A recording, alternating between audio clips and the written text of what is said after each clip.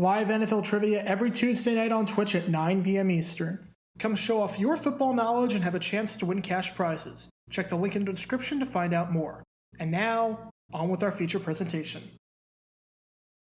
Remember when the Jacksonville Jaguars traded away Jalen Ramsey to the Los Angeles Rams? As part of the deal, the Rams gave up their first-round pick in 2020 and their first-round pick in 2021.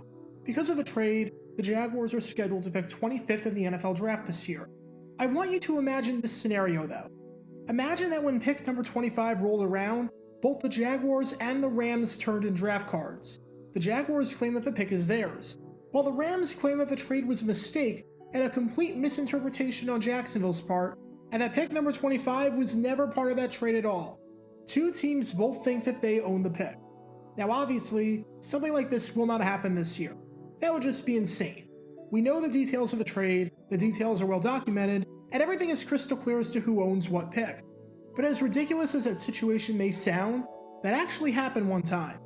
In 1974, the Detroit Lions and New Orleans Saints were involved in what has to be the most bizarre trade in the history of the NFL draft, where both the Lions and Saints thought they were on the clock, and Commissioner Pete Rozelle actually had to make a ruling. And this is the story behind the madness. Now before I talk about the trade, we need some context as to why the two teams were looking to trade with each other in the first place. Let's start with the New Orleans Saints. They needed some offensive line help badly. A big reason why the Saints were just 5-9 in 1973, which oddly enough was tied for their best record in franchise history at the time, was because their offensive line was not particularly strong. The offense ranked dead last in the league in points scored, averaging a mere 11.6 points per game, and being held to 10 or fewer points 7 times in 14 games. In fact, they were so bad offensively that they only scored more than 20 points one time, which came in a 21-16 victory over the Chicago Bears in Week 4. And in one game against the San Francisco 49ers, the Saints lost 40-0 while picking up 2 first downs and finishing the game with negative 15 passing yards. The running game was atrocious. They got nothing going on the ground whatsoever, finishing last in rushing touchdowns and 6th worst in yards per carry, averaging just 3.7 yards per attempt. And the pass protection was atrocious as well. Over the 14 games, New Orleans allowed a sack in 13 of them, and allowed at least 3 sacks in 9 of them.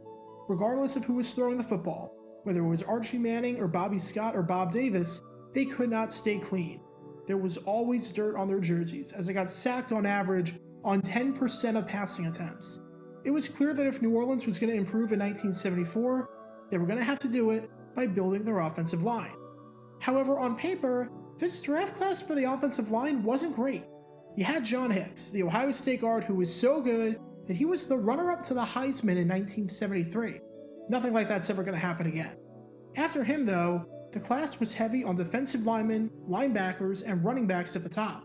Drafting an offensive lineman early in the first round was seen as a reach. The next lineman to go after Hicks at 3 to the Giants was USC tackle Steve Riley, who went to the Minnesota Vikings all the way down at pick number 25. The Saints had the 8th pick in the draft. They needed to improve their line, while at the same time, not reaching on a lineman. And that's where the Detroit Lions come into play. Back in 1971, the Detroit Lions spent their 2nd-round draft pick on Clemson tackle Dave Thompson. The only problem? Thompson never really saw the field. In his 3 seasons with the Lions, he started a grand total of 0 games. Detroit had one of the better offensive lines in football. In 1973, the Lions finished 7th in yards per carry, and were tied with a bunch of other teams for the 4th fewest sacks allowed. At left tackle, Eugene Yarbrough, a former 2nd-round pick from 1969 who was an anchor on the team's line by this point. At center, you had one of the top guys in football in Ed Flanagan. The Lions drafted him in the 5th round in 1965, and he was still their starting center nearly a decade later, having made 4 Pro Bowls, including the most recent one in 1973. The 2 positions that Thompson played were left tackle and center, and there was a logjam there. It was clear that he was not going to see the field anytime soon, and he was not going to overtake Yarbrough or Flanagan on the depth chart. The Lions were looking to trade up in this linebacker-heavy class, especially since their starting middle linebacker from 1973, Mike Lucci, was 34 years old and would retire after the season. The Saints were looking for offensive line help, since their line was atrocious to the point where their starting left tackle from that year, Carl Johnson, would never play again after that 1973 season.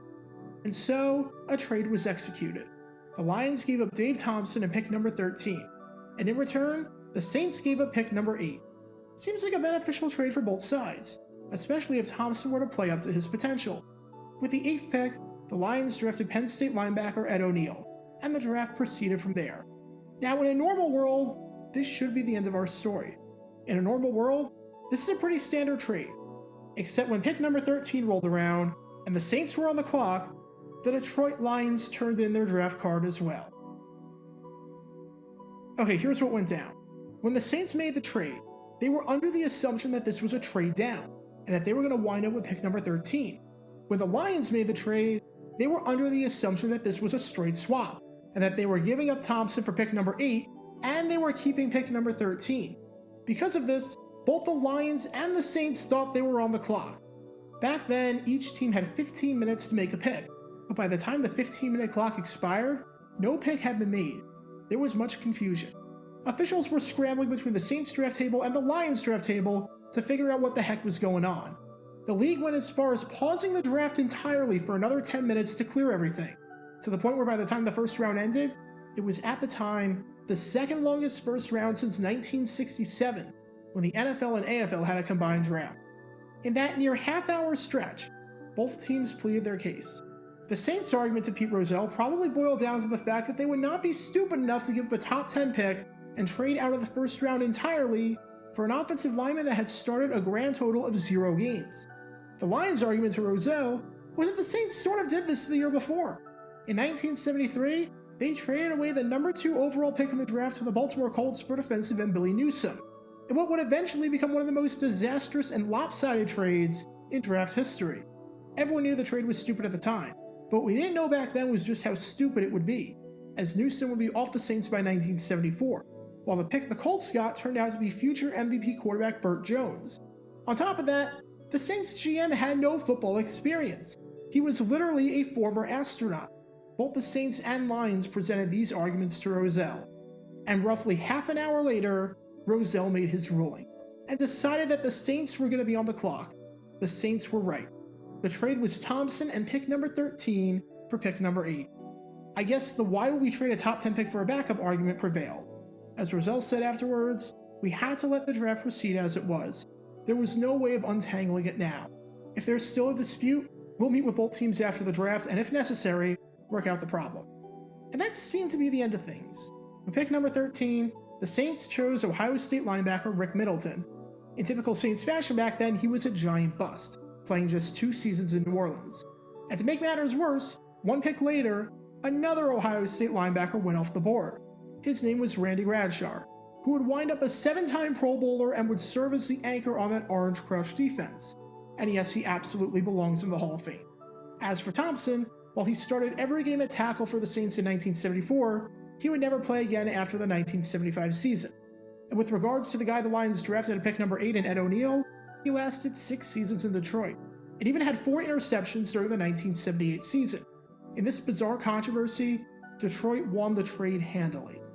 The way the NFL draft operated before computers and television and everything that we see today was absolutely bizarre.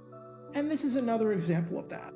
I can't imagine in today's draft 2 teams simultaneously thinking that they're on the clock because they both believe 2 different things about a trade that they executed. But back in 1974, we saw that with what has to be the strangest trade in the history of the NFL draft. Be sure to like this video, ring the notification bell, and subscribe down below if you haven't already, as it helps the channel out a lot. And be sure to check out Twitch every Tuesday night at 9 p.m. Eastern for your chance to play NFL trivia and win cash prizes. Link in the description below.